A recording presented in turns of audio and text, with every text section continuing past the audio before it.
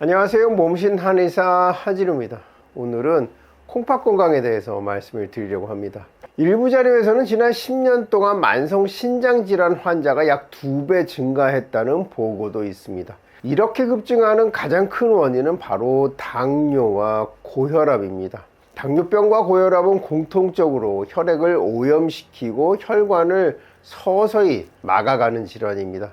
이 두 질환의 근본적인 원인인 혈액과 혈관 문제를 해결하지 않으면 혈관이 촘촘히 모여있는 장기들이 가장 먼저 피해를 보게 됩니다. 그 대표적인 장기가 바로 신장, 즉 콩팥입니다. 신장은 흔히 핏 덩어리 장기라고 불릴 만큼 모세혈관이 매우 많이 모여있는 장기입니다. 이 신장으로 가는 혈액이 계속 오염되고 혈관이 막히게 되면 만성 신장 질환이 늘어날 수밖에 없는 구조입니다. 그래서 당뇨와 고혈압을 제대로 관리하지 않으면 만성 신장 질환은 계속해서 증가할 수밖에 없습니다. 오늘 만성 콩팥병이 이렇게 늘어나고 있는 원인에 대해서 설명드릴 예정이니까요, 영상 끝까지 봐주시고요, 좋아요 한번 눌러주시면 큰 도움이 되겠습니다. 만성 콩팥병은 대부분 당뇨와 고혈압의 합병증으로 발생합니다. 그래서 보통 50대부터 시작해서 60대에 가장 많고 이후 70대, 80대까지 이어집니다. 하지만 최근에는 그 상황이 달라졌습니다. 사구체 신염처럼 염증을 바탕으로 한 질환, 또 신장에 염증을 일으키는 만성 염증성 질환들로 인해 20대, 30대에서도 만성 신장 질환을 흔히 볼 수 있는 시대가 되었습니다. 심지어 요즘에는 청소년 콩팥병 환자도 적지 않게 발견되고 있습니다. 그럼에도 불구하고 환자가 가장 많은 연령대는 여전히 50대부터 70대입니다. 그렇다면 이 죽어가는 신장이 보내는 신호는 어떤 것들이 있을까요? 그 첫 번째 증상은 바로 붓기입니다. 이 기능이 떨어지면 혈액 속 독소가 점점 쌓이게 됩니다. 혈압이 오염되면 삼투압 작용에 문제가 생기게 됩니다. 삼투압은 혈액 농도가 낮은 곳에서 높은 곳으로 이동하면서 혈액순환을 원활하게 만들어주는 작용입니다. 하지만 독소가 쌓이면 혈액 농도의 차이가 사라지고 그 결과 몸속에 물이 고이기 시작하는 것이죠. 그래서 신장이 망가지면 다리부터 붓기 시작해서 점점 위로 올라가고 심한 경우에는 숨이 차는 증상까지 나타날 수가 있습니다. 콩팥이 보내는 신호, 그 다음은요 바로 전신 기능의 저하입니다. 혈액이 오염되면 전신의 모든 세포로 가는 혈액 역시 오염되게 됩니다. 그 결과 우리 몸의 모든 기능이 점점 떨어지기 시작하죠. 그중 대표적인 것이 바로 소화 기능 저하입니다. 몸에 독소가 많아지면 위장 기능도 함께 약해지게 되죠. 이때 심각한 피로감도 함께 동반될 수가 있습니다.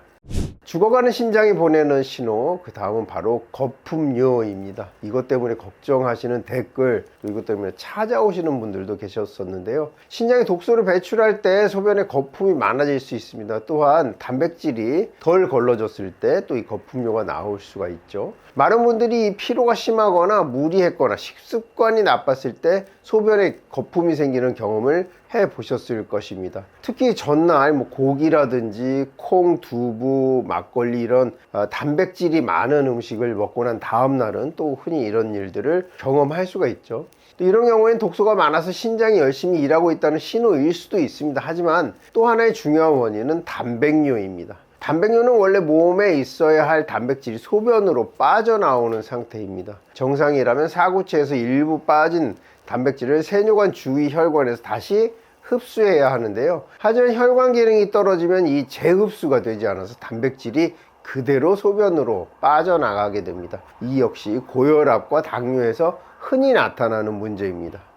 죽어가는 신장이 보내는 신호, 그 다음은요 바로 소변의 색입니다. 소변의 색은요 혈액 상태를 비교적 쉽게 알려주는 신호입니다.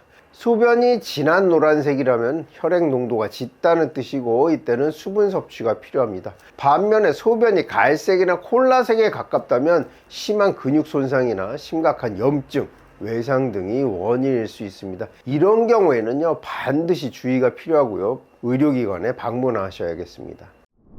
이런 신호를 무시하고 신장질환을 방치하면 어떤 결과들이 생기는가 한번 살펴보면요, 신장은 간과 함께 우리 몸에 해독을 하는 기관이죠. 간은 독소를 대변으로, 신장은 독소를 소변으로 배출합니다. 신장이 망가지면 혈액 속 독소가 쌓이고 간 또한 과부하로 기능이 떨어지게 됩니다. 그래서 신장이 나빠지면 간 기능도 함께 저하되는 경우가 많습니다. 이렇게 혈액이 산성화되면 전신을 돌면서 심장, 관절, 피부, 뼈까지 영향을 미치게 됩니다. 결국 심하면 투석까지 가게 될 수가 있고요. 삶의 질과 생존율 모두 크게 떨어지게 됩니다.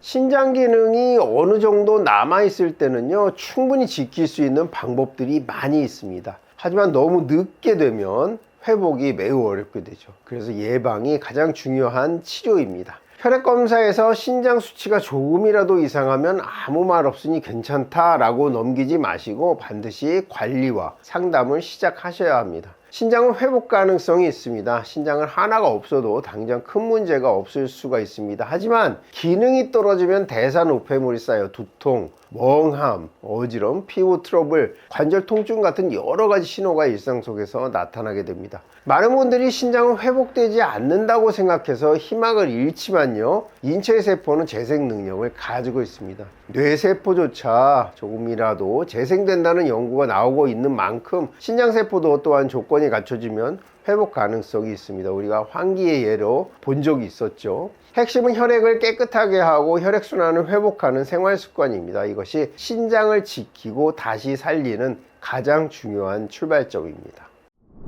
정리하면요, 최근 급증하는 만성 신장질환의 근본 원인은 당뇨와 고혈압으로 인해 혈액이 오염되고 혈관이 막히는 데 있고요. 이로 인해서 모세혈관이 밀집된 신장이 가장 먼저 손상됩니다. 이 이외에도 우리 시력, 눈, 그리고 발가락 이런 데도 영향을 미치게 되죠. 초기에는 몸이 붓고 거품료, 소변색 변화, 전신 피로 같은 작은 신호들로 시작되지만 이를 가볍게 넘기면 혈액 속에 독소가 쌓여서 전신 기능이 무너지고요. 결국 투석까지 이어질 수가 있습니다. 이때 붓기가 단순히 그날 하루 붓는 것인지 그게 아닌 것인지 보려면 정강이뼈, 경골이라고 하죠. 정강이뼈 안을 약 10초 동안 눌렀다 뗐을 때 이내 회복이 되면 이건 단순한 부종이라고 볼 수 있지만 이것이 바로 회복되지 않고 그 자국이 남아 있으면 이거는 어떤 장기에서 오는 부종이라고 볼 수가 있기 때문에 핏 에데마, 함몰 부종이라는 것을 꼭 확인해 보시면 되겠습니다. 그나마 다행인 것은 신장은 기능이 남아있는 단계에서는요, 충분히 지킬 수도 있고 혈액을 깨끗하게 하고 혈액순환을 회복하는 생활습관 관리만 제대로 해도 회복의 가능성은 열려 있습니다.